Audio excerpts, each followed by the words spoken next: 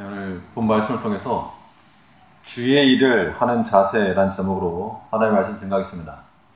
베드로전서에서는 계속해서 이 자세에 관한 이야기가 나오고 있는데, 고난을 당하는 성도들은 그 고난 가운데 어떠한 자세를 가지고 나갈 것인가, 또 이러한 상황 가운데서 하나님의 교회를 치는 목자들은, 오늘 본문에서는 장로들은 어떠한 자세를 가지고 하나님의 교회를 치리하기도 하고 다스려 나갈 것인가, 이에 대한 이 자세에 관한 이야기가 나오고 있습니다.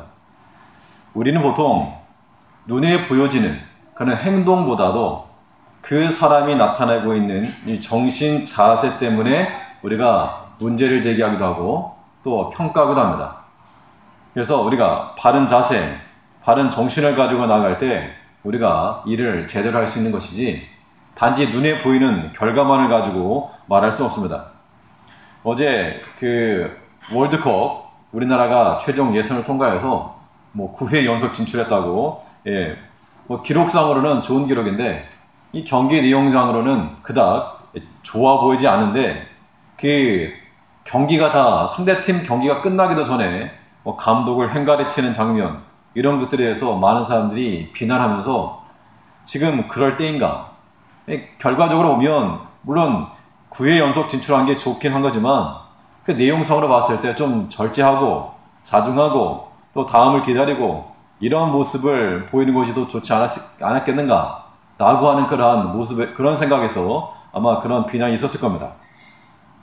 우리가 하나님의 교회에서, 오늘 본문에서는 이 명칭상으로는 장로라고 나왔지만 1차적으로는 목회자들에게 주는 명령이요, 또 장로와 교회의 모든 성도들을 돌아보는 권사님들이나 또 집사님들이나 우리 모든 직분자들에게 주시는 그런 말씀인 줄 알고, 특히 주의 일을 하는 이 직분자들이 어떠한 자세를 가지고 나아갈 것인지에 대해서 우리가 함께 살펴봐야 되겠습니다. 첫 번째로, 주의 일을 하는 일꾼들, 직분자들이 어떤 자세를 가지고 나가야 되는가? 먼저는 현장에서 함께 뛴다는 자세를 가지고 있어야 됩니다. 우리가 주의 일을 한다고 할 때 어떤 통제소에서, 센터에서 그냥 명령만 하는 것이 아니라 실제적으로 우리가 함께 현장을 뛴다라고 하는 그런 자세를 가져야지 그 공동체가 제대로 돌아가지, 그렇지 않고 다들 센터에만 있으려고 하면 제대로 굴러가지 않을 거라는 겁니다.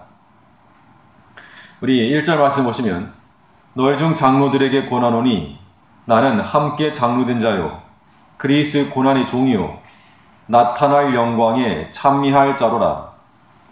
이 현장에서 함께 뛴다는 것은 이 믿음의 일에 열애되지 않고 나도 참여한다 라고 하는 걸 말하는 겁니다. 나도 한다. 그래서 1절에 보니까 나는 함께 장로된 자요, 나도 장로다, 그 이야기를 말하고 있고, 그리스도의 고난의 증인이요, 나도 예수의 일로, 즉 하나님의 교회 일을 하면서 고난을 당한 그런 산 증인이다 라고 말하고 있다는 겁니다. 그렇기 때문에 이 모든 일들을 권하면서도 나도 너희와 같은 입장에서 같은 소고를 하고 있고, 또 나도 또한 이 말에 내가 지금 권면하고 있지만 권면하는 말을 나 자신도 적용받겠다라고 하는 그런 자세인 겁니다. 그러므로 우리가 하나님의 일을 감당할 만한 주의 일꾼들 되려면 믿음의 일에 대해서 내가 열애되지 않겠다, 혹은 내가 의도적으로 나는 빠지겠다 라고 하는 그런 생각들을 우리가 버려야 한다는 겁니다. 주의 일을 이루기 위해서, 또 주의 일이 우리 가운데서 성취되기 위해서는 현장을 지키는 사람들 되어야 됩니다. 우리 삶에 있어서 현장은 어딜까? 바울 사도는, 오늘 이 본문은 베드로 사도의 말이긴 하지만 바울도 똑같은 말을 한 겁니다. 너희가 성도들에게 하나님에 대한 소망을 가지고 살아라 라고 말하면서 나도 그렇게 하기를 힘쓴다. 이것을 인하여 나도 하나님과 사람을 대하여 항상 양심에 거리낌이 없기를 힘쓰노라. 사람들에게 말하는 것만 한 게 아니고 자기 자신도 그 말에 대해서 적용을 받고, 나도 그렇게 행한다, 나도 힘써 행한다, 나도 같이 뛰고 있다 라고 하는 것을 지금 이야기하고 있다는 겁니다. 사실 우리가 어떤 위치상으로나 직분상으로의 차이는 있어도 우리 모두가 다 주의 명령을 받는 자들입니다.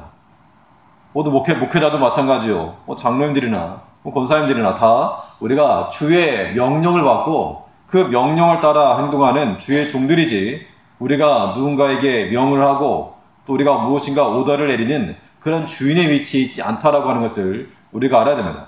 그 때문에 내가 뛰지 않으면 이 종이 뛰지 않는 것과 똑같다는 겁니다. 오히려 직분을 맡은 자들, 더 큰 직분을 맡았을수록 더 힘써 뛰어야 될 사명이 주어진 겁니다. 우리가 뛰어야 될 현장이라고 하는 것은 예배가 우리의 현장이고, 기도하는 자리가 우리 현장이고, 또 전도하는 것과 모든 봉사하는 것, 이것이 우리의 현장이라는 겁니다. 그런 곳에 우리의 이름이 빠져서는 안 될 겁니다. 어떤 그 대학병원이라든가 신축된 그 병원을 가게 되면 그 로비 현관 쪽에, 벽 쪽에 대부분 이 기부자들의 명단이 나옵니다. 그래서 X가 크면 클수록 이름이 좀 크게 나오고, X가 좀 작으면 이름이 좀 작게 나오고, 아무튼 거기에 기부한 사람은 얼마 이상의 뭐 기준이 있겠지만 그 기준 이상의 기부한 사람들은 벽에다 이름을 다 적어놓습니다. 사실 그 지나가면서 거기에 이름이 있다는 것도 우리가 뭐 신경도 안 쓰고 누가 있는지 모르지만, 아마도 거기에 기부를 하고 참여를 한 사람들은 오고 가고 할 때마다 자기 이름 쳐다볼 겁니다. 아니면 애들 데려갈 때마다 저기 아빠 이름 있다고, 눈에도 보이지 않지만 가까이 가서 보라고, 10번째 줄 옆에 있다고, 자기 자신이 참여한 것에 대해서는 관심 있고 또 거기에 대해서 이 뿌듯함을 느낄 수 있다는 겁니다. 우리 스스로가 주의 일을 감당해야 되는 주의 일꾼들입니다. 그러기 위해서는 우리가 어디를 뛰어야 되는가? 현장을 뛰라. 그래서 우리가 함께 기도하는 것이고, 함께 예배하는 것이고, 또 함께 봉사하는 것이고, 함께 전도하는 것이고, 어찌하든지 간에 내가 주의 일을 위하여 힘쓰노라. 이것이 다른 자세인데, 오늘날 현대인들의 그런 여러 가지 생활 습관 가운데서 어찌하든지 나는 빠지겠노라, 이런 것들이 대부분의 모습이라는 겁니다. 그래서 사람이 참 양면적인 면이 있는 겁니다. 한편으로는 이런 거죠. 공부는 잘하고 싶은데, 시험은 잘 보고 싶은데 공부하기는 싫고, 이런 마음입니다.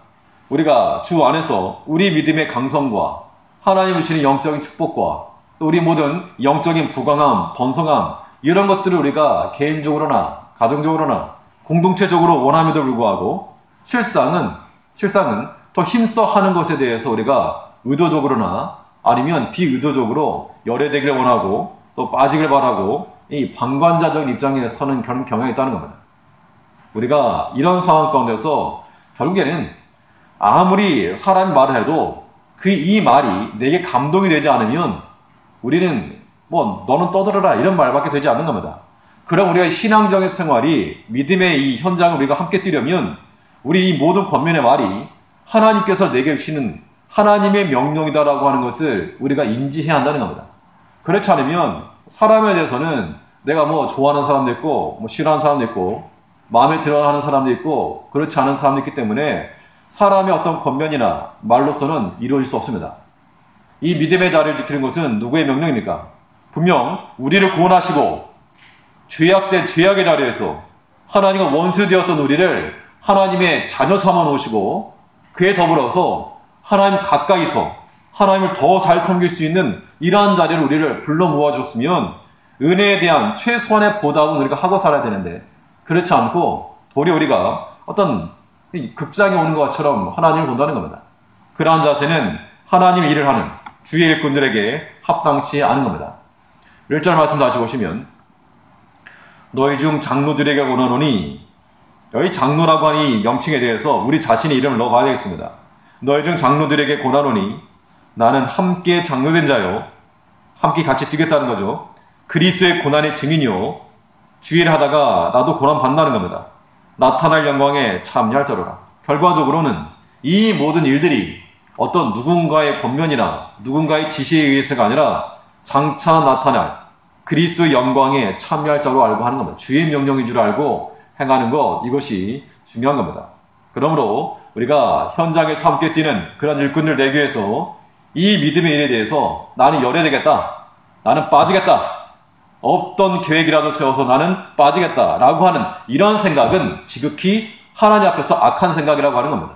사람들은 이해할 수 있는 겁니다. 사람들 입장에서는 당연히 그렇게 할 수 있지만 하나님 앞에서 판단하여 우리가 어떤 마음을 가지고 있는가?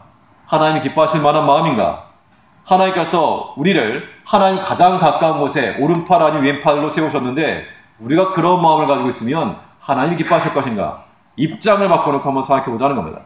그러므로 믿음의 일에 대해서는 누구보다 앞장서서 우리 이름이 그 믿음의 현장에서 제외되지 않고 빠지지 않도록 맡기운 자들에게 요구되는 기본 자세, 이 믿음의 일에 이 믿음의 현장을 지켜나갈 수 있는 우리가 되어야 됩니다.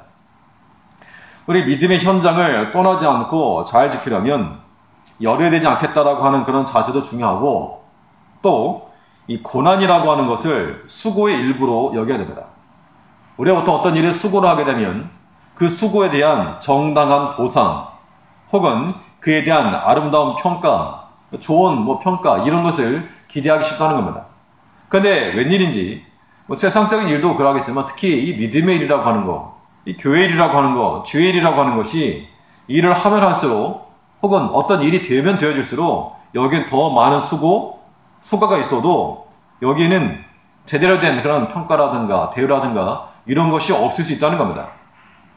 우리가 주의 일을 하는 것은 지극히 선한 일이요, 아름다운 일이요, 또 칭찬받을 만한 일인데 그런데 이러한 지극히 선한 일에 사탄이 가만히 있지 않는다는 겁니다. 이 고춧가루를 뿌려대가지고 어떻게 해서든 못하게 하고 중단하게 하고 가로막으려고 하고 이 성벽을 재건하는 그 일에도 어떻게 해서든 외부적인 세력을 통해서나 내부적인 세력을 통해서 중단하게 만들고 분열하게 만들고 이게 사탄의 일이라고 하는 겁니다. 우리가 힘써 수고하는 것 이것은 주 안에서 할 일입니다. 그렇기 때문에 우리가 수고하는 것에 대해서 내가 정상적인 제대로 된 평가를 받지 못한다 하더라도 욕은 욕대로, 일은 일대로 하고 힘은 힘대로 들고 욕은 욕대로 먹고 이런 상황 가운데서 현장을 지킬 만한 사람은 아무도 없습니다. 근데 어떻게 해야 되는가? 그런 것을 그냥 우리 수고에 대한 그 대가로 그냥 놓고 가면 되는 겁니다. 주의를 할 때 당연히 못도 온다? 수고도 오고 고난도 오고 방해도 오고 비난도 오고 욕도 온다 라고 하는 것도 우리가 염두에 두고 가게 되면 예방주사를 먼저 맞고 나가게 되면 그런 말 들어도 우리가 주를 생각하는 심정으로 인내하고 견딜 수 있다는 겁니다. 예수님께서 어떻게 하셨는가? 우리 그걸 생각해 봐야 됩니다. 특히 목사는 말할 것도 없고 장로님들이나 또 권사님들이나 모든 집사님들 다 우리가 하나님의 교회에서 봉사를 한다고 할 때 어떤 마음을 가져야 되는가? 예수님의 마음을 가져야 됩니다. 주님께서 어떠한 마음을 가지고 출량하셨는가? 어떠한 마음을 가지고 십자가하셨는가? 하나님의 뜻을 따라 내가 너희를 구원하겠노라.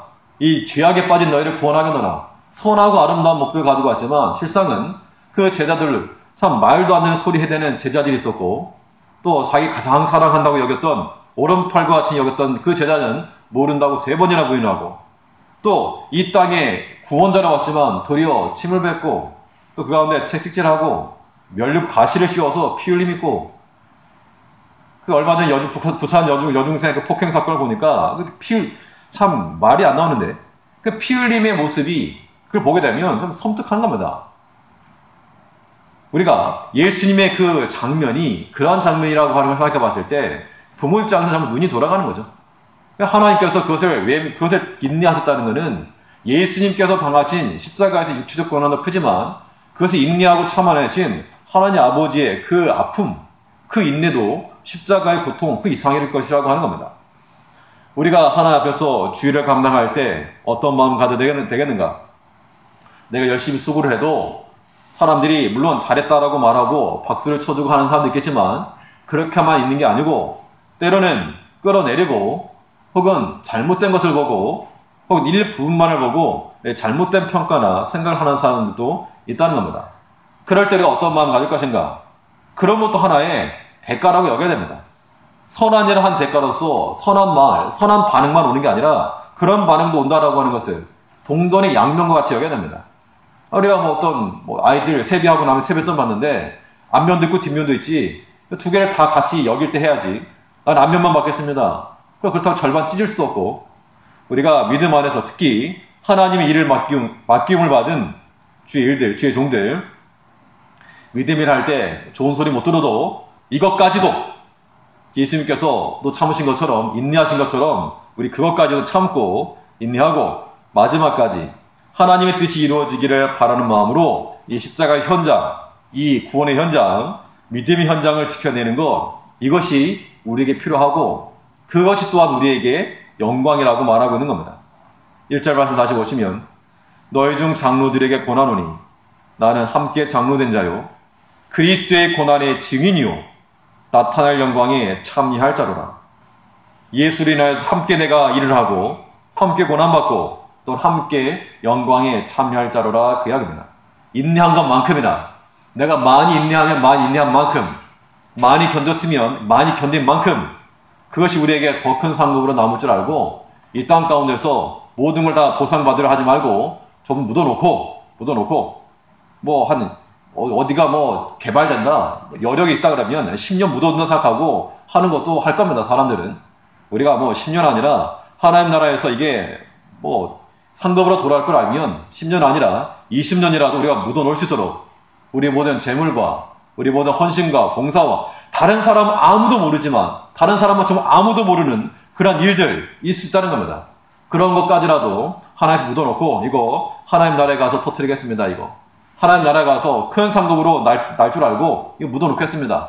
그 심장 가지고 우리가 주의 일 감당하자는 겁니다. 하나님의 교회가 하나님의 은혜로 또 하나님의 교회 성도들이 함께 사랑과 화평과 섬김이 풍성한 그런 공동체가 될 수 있도록 우리 모든 직분자들이 믿음의 자리를 지켜나갈 뿐만 아니라 때로 그 믿음의 일에 함으로써 다가오는 좋은 평가, 박수와 함께 고난과 비난도 같이 온다는 생각을 가지고 박수하는 손가락이 그 비난하는 손가락이니까 그 동전에 양면 다 같이 받는다. 그런 생각하시고 그런 비난이나 반대나 이런 것 때문에 넘어지지 않고 끝까지 서서 마귀의 계계를 대적하고 끝까지 서서 주의 일, 이 믿음의 현장을 끝까지 지켜나가는 주의 일꾼들, 그러한 직분자들 되시기를 간절히 바라겠습니다. 둘째로 또래 주의 일을 하는 그런 직분자들로서, 그런 일꾼들로서 어떠한 자세를 가져야 되겠는가? 두 번째로 생각해 볼 것은 이 주의 일을 행할 때 이 일이 하나님이 주시는 마음으로 하는가, 그래서 판단해야 됩니다. 즉 하나님이 주시는 마음으로 일하는 자세를 우리가 가져야 됩니다. 어떤 일을 할 때 이 마음이 출처가 하나님께로부터 온 것인가, 아니면 내 마음에서 나온 것인가, 세상으로부터 온 것인가, 마귀로부터 온 것인가, 이런 출처를 우리가 밝혀야 한다는 겁니다. 우리가 주의를 한다 할 때는 분명 우리에게 어떤 자원이 있기 때문에 하는 겁니다. 힘이 있거나 재물이 있거나 뭐 시간이 있거나 건강이 있거나 아무튼 할 수 있는 여건이 있으니까 하는 것이지, 그런 여건이 없으면 못하는 겁니다. 그러면 어떤 일할 수 있고 봉사할 수 있는, 섬길 수 있는 여건이 되어서 했는데 그 일을 할 때 나의 것만 가지고 하는 것에는 한계가 있다는 것을 우리가 알아야 됩니다. 즉 믿음의 일, 주의 일, 이것이 선한 일이요 아름다운 일일지라도 이것이 나의 열심만으로나 혹은 나의 어떤 의지만으로나 나의 어떤 인맥으로나 그런 것들로만 되지 않는다는 겁니다. 우리 처음부터 그걸 알아야 됩니다. 왜 그런가? 내가 선한 마음을 가지고 있지만 사람의 그 마음이라고 하는 것이 한계가 있지, 우리가 예수님도 아니고 하나님도 아니기 때문에 내가 아무리 선한 마음을 가지고 있어도 어느 한계치에 이르게 되면 그 이상은 우리가 마음이 악해질 수 있다는 겁니다. 우리가 다 사랑하는 마음이 있지만 우리가 어떤 뭐 하나님도 아니고 사람이기 때문에 사랑하긴 하지만 어느 정도 한계에 부딪히게 되면 그 이상 넘어가게 되면 사랑하는 마음이 도리어 미워하는 마음으로 바뀔 수 있다는 겁니다. 우리 어떤 일에 대해서도 마찬가지입니다. 우리 자신에게 힘도 있고 능력도 있고 사랑도 있고 용납도 있고 선한 마음 다 있지만 그것은 어디까지나 다 한계가 있기 때문에 그것만 가지고 주의 일이 될 수가 없다는 거죠.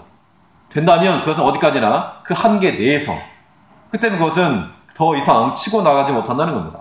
또 한편으로는 사단의 방해가 한번 일어나게 되면, 한번 출렁하게 되면 걷잡을 수 없이 휘청거리고 말 것입니다. 그렇기 때문에 우리가 주의를 할 때는 어떤 마음을 할 것인가? 나의 것을 힘써 가지고 해야 돼. 우리가 그리스도의 일꾼들이요 주의 일을 하는 사람들이므로 주께서 주시는 힘을 가지고 나가야 됩니다. 반드시 하나님께로부터, 주께로부터 힘을 공급받아야 됩니다. 이런 공급이 없이는 나의 것은 메말라가는 거예요. 이 지난 여름에 그 감으로 쓸 때 아무리 깊은 그런 저수지, 뭐 댐이라 그래도 비가 내리지 않으면 다 말라가는 겁니다. 바닥 다 드러내는 것이고. 우리가 내가 저장해 놓은 거, 가지고 있는 것 말고 공급받은 걸 해가게 되면 이게 이제 쉽지는 않지만 어떻게 보면 좀 수월한 겁니다. 내가 어떤 가지고 있어 꽉꽉 모아놨던 거 주는 것보다 받아서 행하는 거, 이 루트만 뚫을 수만 있다면 굉장히 수월하게 일이 진행될 수 있는 겁니다. 그럼 우리가 주의를 한다 할 때 무엇을 받아야 되겠습니까? 주께서 공급하시는 힘을 받아야 됩니다. 내가 이 주의를 한다 할 때 이 마음이 하나님께서 주시는 마음인지 아닌지를 항상 살펴서, 그래서 주의 힘으로, 주의 공급하신 힘으로 우리가 봉사하고 일도 하고 하는 겁니다. 바로 앞에 찾아보시면 베드로전서 4장 11절 말씀에, 앞에 베드로전서 4장 11절에 이런 말씀이 있습니다.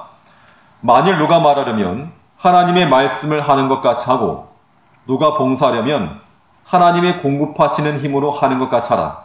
이는 범사 예수 그리스도로 말미암아 하나님이 영광을 받으시게 하려 함이니 그에게 영광과 권능이 세세무궁토록 있느니라. 무슨 말 하려면 너가 하고 내가 알고 있는 그 말 하지 말고 내 마음속에 아무리 사람의 생각이 있고 좋은 마음을 가지고 있어도 그렇게 말하지 말고 하나님이 말씀하시는 것 같이 하고, 누가 봉사하려면 봉사할 수 있는 여력이 되니까 하는 건데 내 자신이 가지고 있는 것, 그것만 가지고 가지 말고 하나님의 공급하시는 힘으로 하는 것 같이 하라. 그러므로 우리가 주의를 할 때 가장 먼저 염려해야 될 것이 하나님께로부터 은혜의 공급을 받아야 됩니다. 하나님께서 내 마음을 채워주셔야 되고, 말라 비틀어져 있으면 거기 아무리 쥐어짜도 안 나오는 겁니다.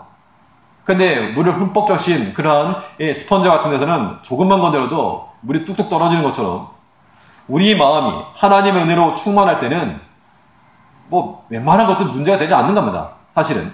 근데 우리 마음 가운데 은혜가 다 사라지고 하나님께서 주시는 그런 사랑과 말씀이 메말라지게 되면 눈에 보이는 것 하나하나가 다 문제가 될 수 있고 이것이 트러블이 될 수 있다는 겁니다.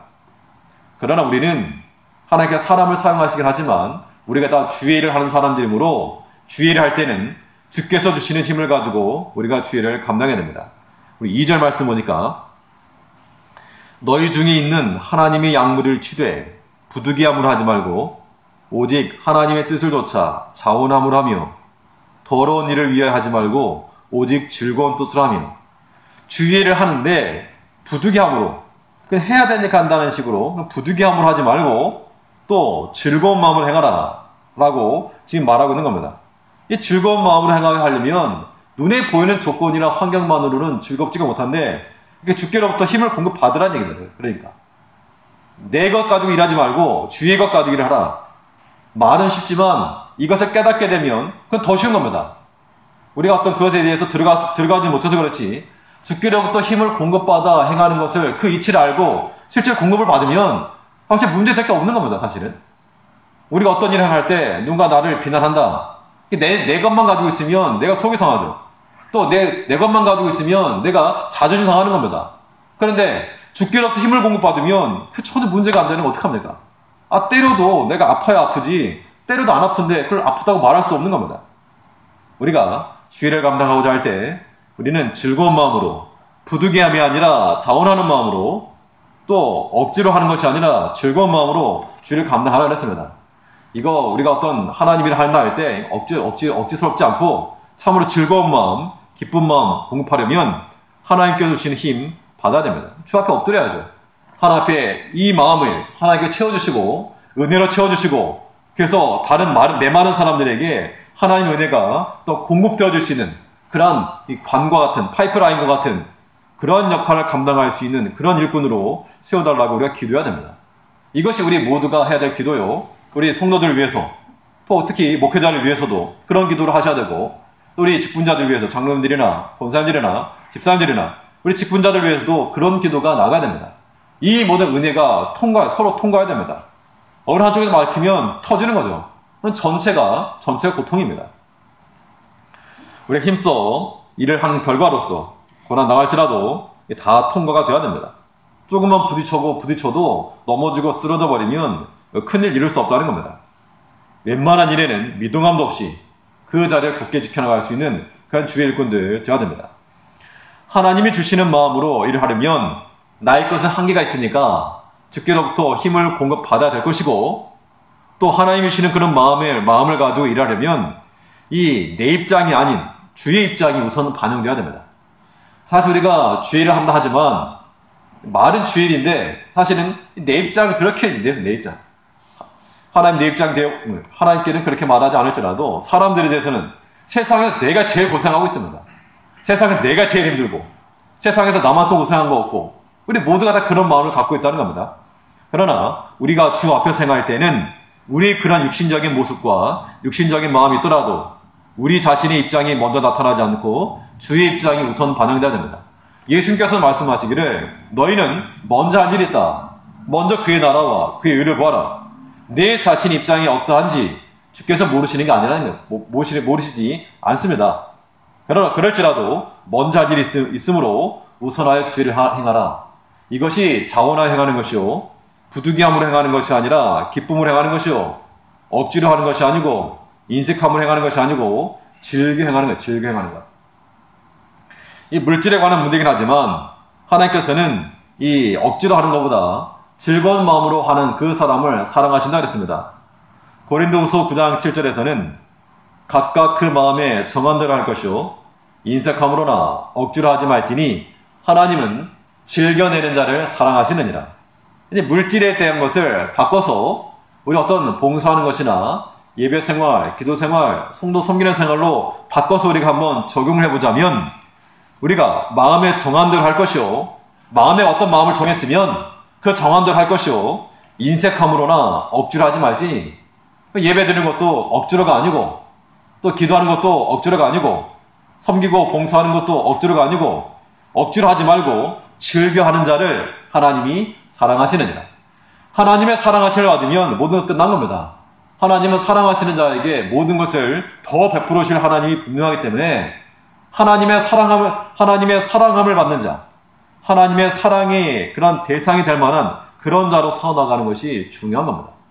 세상에 수많은 사람이 있지만 특히 우리와 관련을 맺고 있는 사람, 우리 자녀가 될 수 있고 부모가 될 수 있고 또 믿음의 형제가 될 수 있고 세상의 모든 사람들 가운데서 특별히 우리 마음이 가고 우리가 또 사랑하는 그런 사람들이 있습니다.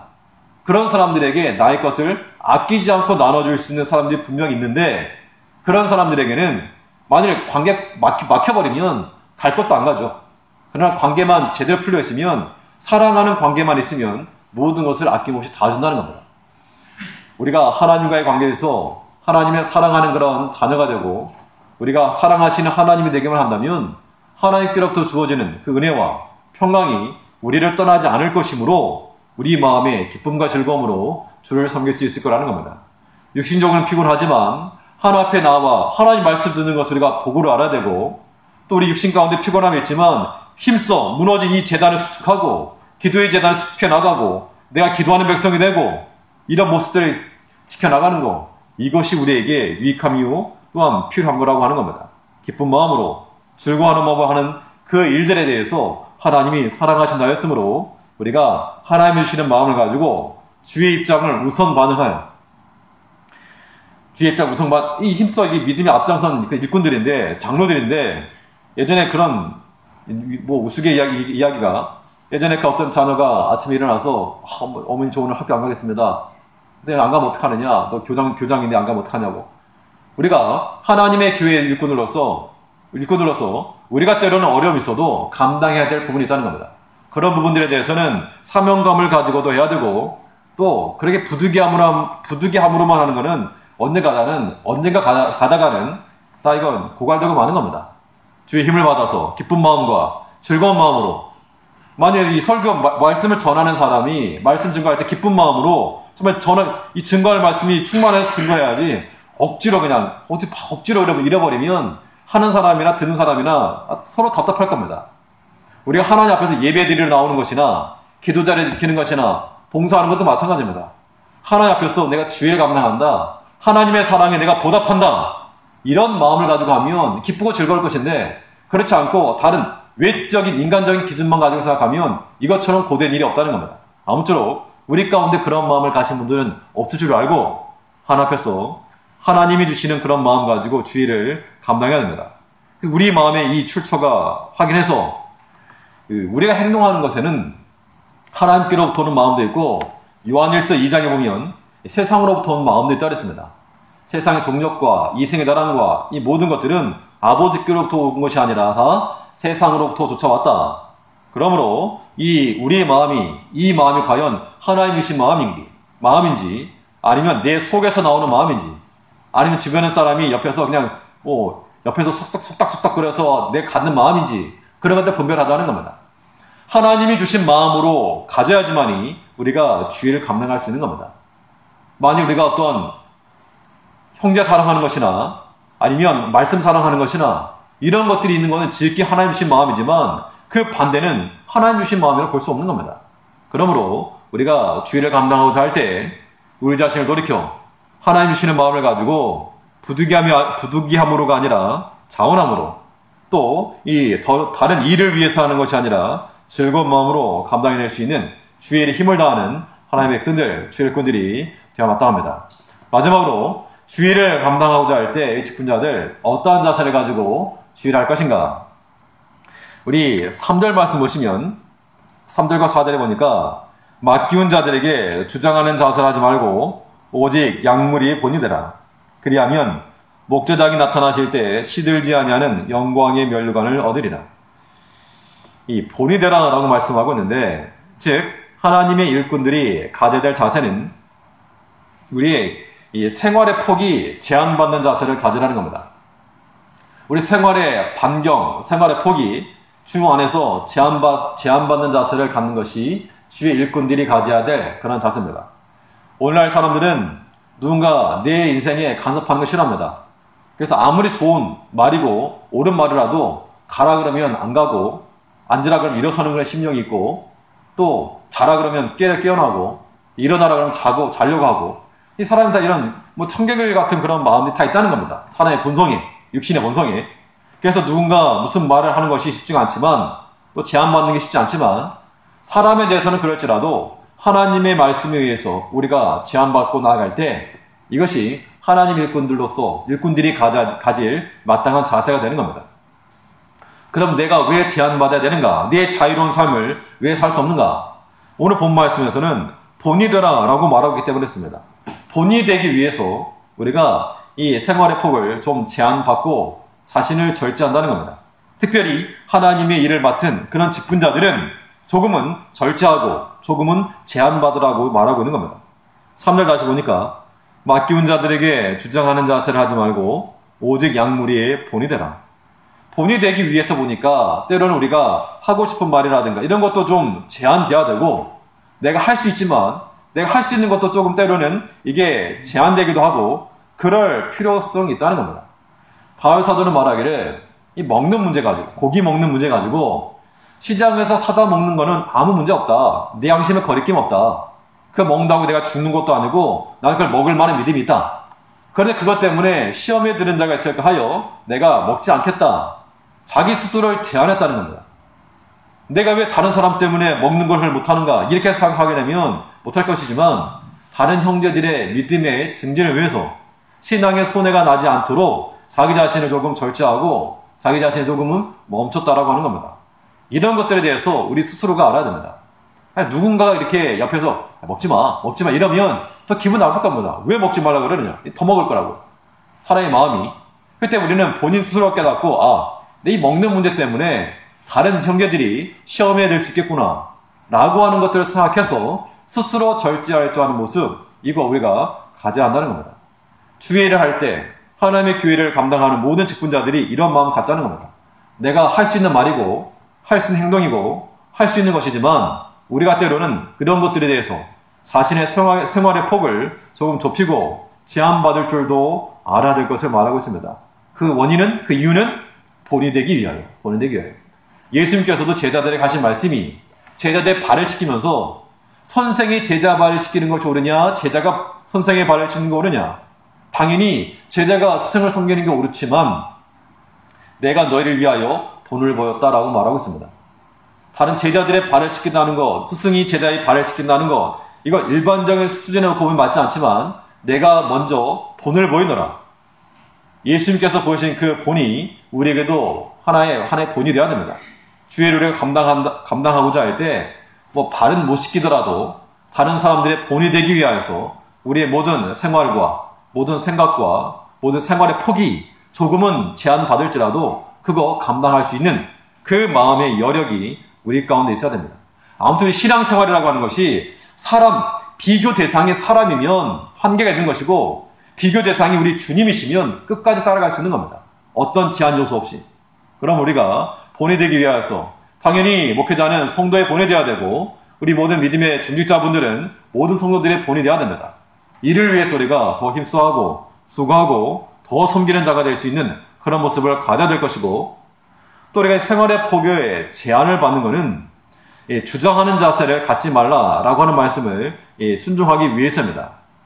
이 3절 말씀 다시 보니까 맡기운 자들에게 주장하는 자세를 하지 말고 오직 양무리의 본이 되라. 주장하는 자세 하지 말라. 주장이라고 하는 것은 어떤 의견의 일치 않을 때, 불일치가 있을 때 두 의견이 만일 충돌한다. 그러면 양측에서 어떤 주장이 갈릴 겁니다. A라고 하는 사람은 이런 말을 하고 B라고 하는 사람이 이런 말을 하고 그럼 그럴 때 어떤 사람의 말을 들어야 될까?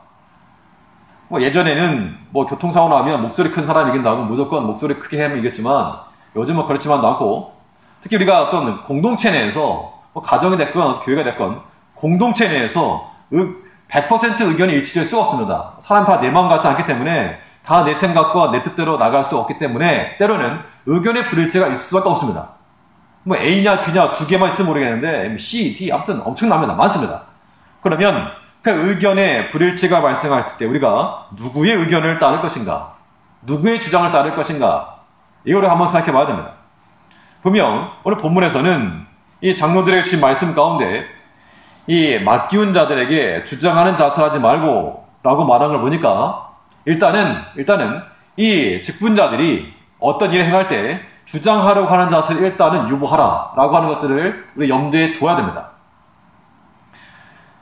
그러면 당연히 하나님의 교회 내에서는 당연히 직분을 맡은 자들, 일꾼들이 하는 말들이 더 교회에 유익한 말 분명할 겁니다. 전반적으로 이게 꼭 필요한 말이고 더 많은 걸 자세히 알고 있고 그럼에도 불구하고 이 맡기운 자들에게 주장하는 자세 하지 말라. 물론 이것은 신앙에 있어서 신앙을 어떤 억압하려 하지 말고 신앙의 자유를 주라 그런 의미이기도 하지만 우리가 어떤 일을 행함에 있어서 실질적으로 어떤 의견이 충돌함이 일어날 때 누구의 의견을 따를 것인가 라고 하는 것에 대해서 성경적인 원론적인 것만 이야기하자면 당연히 진리를 따라가야 되지만 진리 문제가 아닌 혹은 어떤 방법론적인 측면에 있어서라면 가까운 사람과 먼 사람이 있을 때 어떤 사람을 먼저 챙겨야 되겠는가? 가까운 사람이 조금 서운할지라도 먼 사람을 먼저 챙기는 것이 성경적인 권면의 지혜입니다. 예전에 어떤 목사님이 그 자녀들이 있었는데 그 자녀들이 이제 어떤 친구들 같이 놀다가 목사님 자녀 그 친구가 좀 어떤 실수를 했습니다. 근데 그 실수가 나타났는데 이제 그 실수한 것을 가지고 이제 드러났으니까 누가 잘못했느냐? 제가 잘못했어요. 그런데 이 목사님이 그렇다고 자기 자식을 두둔할 수 없어가지고 도리어 그 잘못 행한 친구를 감싸주고 아이를 혼냈답니다. 했더니 이 애가 나중에 집에 와가지고 왜 나를 혼내느냐, 내가 뭘 잘못했느냐고. 그럴 때 당연히 그러면 그 상황에서 너는 그 일 때문에 부모 자식 관계를 끊고 살 거냐 니가? 너는 좀 서운할지라도 어차피 우리는 같이 갈 거니까 거기서 잃어버리기 쉬운, 만약에 그 상황에서 그 친구 만약 그 친구가 어떤 잘못 지적해서 교회를 떠나가 버린다 그러면 우리 한 사람 얻기가 얼마나 어려운데 한 사람을 더 멀린 사람을 더 먼저 챙겨야 되지 않겠는가 라고 말을 했다고 합니다. 어떻게 보면 서운할지 모르지만 우리가 한편으로는 지혜로 삼아야 될 그런 모습일 것 같습니다. 어떤 일에 대해서 우리가 어떤 의견의 불일치를 할 때 당연히 우리는 1차적으로는 누가 되었든지 주장하는 자세는 하지 않아야 되는 것이 마땅하고 또 어떤 사람이 말을 들어줄 것인가, 나와 가까운 사람, 나와 의견이 일치하는 사람, 나를 잘 이해해주는 사람의 말을 들을 것인가, 그 사람들에게 조금 서운할지 모르지만 일단 그 사람들의 말은 뒤로 하고 좀 멀린 사람, 잃어버리기 쉬운 사람의 이야기를 먼저 들어주는 것이 공동체의 평화를 위해서 유익하다는 겁니다. 성경적 근거는 무엇인가 하면 느헤미야 시대에 이 성벽 재건하는 일을 위해서 힘쓰겠습니다. 느헤미야가 그 왕으로부터 왕이 허락을 받아 왔고 그 건너면서도 모든 아삽이라든가 그 통과하는 사람의 반대를 뚫고 넘어왔고 또 도비아와 산발랏이라고 하는 사람들의 위협과 실제적인 물리적인 충돌을 뚫고서도 지켜냈습니다. 어디서 무너져 버렸는가 하면 외부의 적은 다 막아냈는데 내부의 분열로 중단된 겁니다. 사역이. 어떤 일이 있었는가? 이제 사람들이 많아지고 양식이 부족하다 보니까 이 좀 가난한 일반 백성들이 양식이 없으니까 자기의 어떤 집이나 밭을 저당을 잡고 양식을 꾼 겁니다. 그 당시 이제 없으니까 가지고 있는 밭을 저당 잡고 있는 사람에게 당연히 유대인들이겠죠. 같은 유대인들인데 어려운 사람들은 양식이 없으니까 있는 사람들의 양식을 얻기 위해서 밭을 다 저당받고 받은 겁니다. 또 이 아이들이 많은데 먹을 게 없으니까 예전에 우리나라도 그랬지만 우리 먹일 게 없으니까 너 저 집에 가서 먹는 거라도 제대로 먹어라. 종으로 그냥 판 겁니다.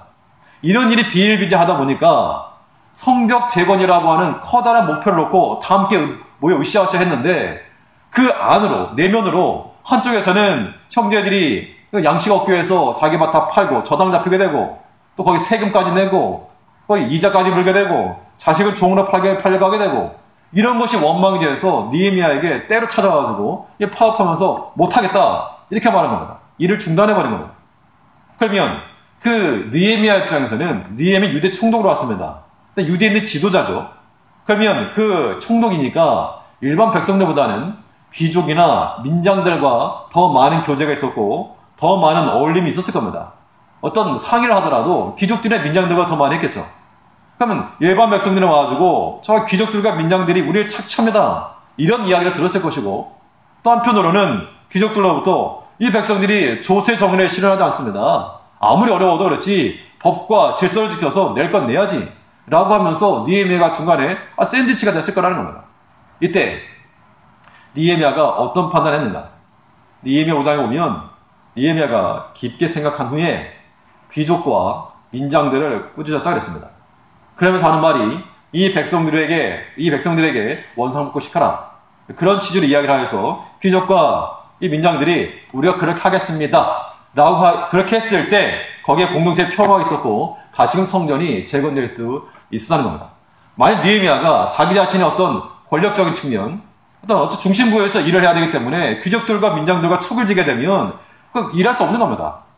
그럼에도 불구하고 그가 조금 당장은 서운할지 모르지만 귀족과 민장들, 자기와 함께 하였고 함께 이 모든 사역을 감당해 나가는 사람들, 그들을 도리어 꾸짖고 잃어버리기 쉬운 그 백성들을 먼저 품었다는 거, 이거는 우리가 하나님의 일을 하는, 주의를 하는 일꾼들로서 항상 염두에 두어야 할 일이라고 하는 겁니다. 모든 사람이 다 나와 같은 마음 아닙니다. 또 모든 사람이 내 의견을 따라주는 것도 아닙니다. 의견이 다르면 어떡합니까? 한 사람이 이 말하고 한 사람 저 말하면 누구 의견을 따르겠습니까? 이럴 때 우리가 믿음 안에서 판단하되 가까운 사람 혹은 나와 마음이 맞는 사람 어차피 같이 갈 거니까 조금은 서운할지라도 그런 사람들의 그 의견을 조금은 유보를 하고 잃어버리기 쉬운 사람의 그런 말들을 품고 함께 품고 나가는 것이 주의를 감당하는 백성들의 그런 일꾼들의 그런 마땅한 자세라고 하는 겁니다. 우리의 모든 행동의 폭을 제한받는 거, 우리가 주 안에서 주의를 감당할 수 있는 우리 모두가 되되 하나님께 참으로 기뻐하실 만한 그런 일꾼들이 될 수 있도록 우리가 함께 이 현장을 뛰는 그런 일꾼들이 될 뿐만 아니라 하나님 주시는 마음을 가지고 참된 기쁜 마음과 즐거운 마음을 행하며 모든 것에 대해 모든 일에 본이 되고 때로 또 한 사람을 귀히 여겨서 누구 하나라도 떨어져 나가지 아니하도록 함께 품고 나갈 수 있는 이런 지혜가 실천적으로 나타날 수 있는 우리 지역의 모든 성도들이 되고 그러한 우리 직분자들이 되고 일꾼들이 되기를 간절히 바라겠습니다. 네, 기도하시겠습니다.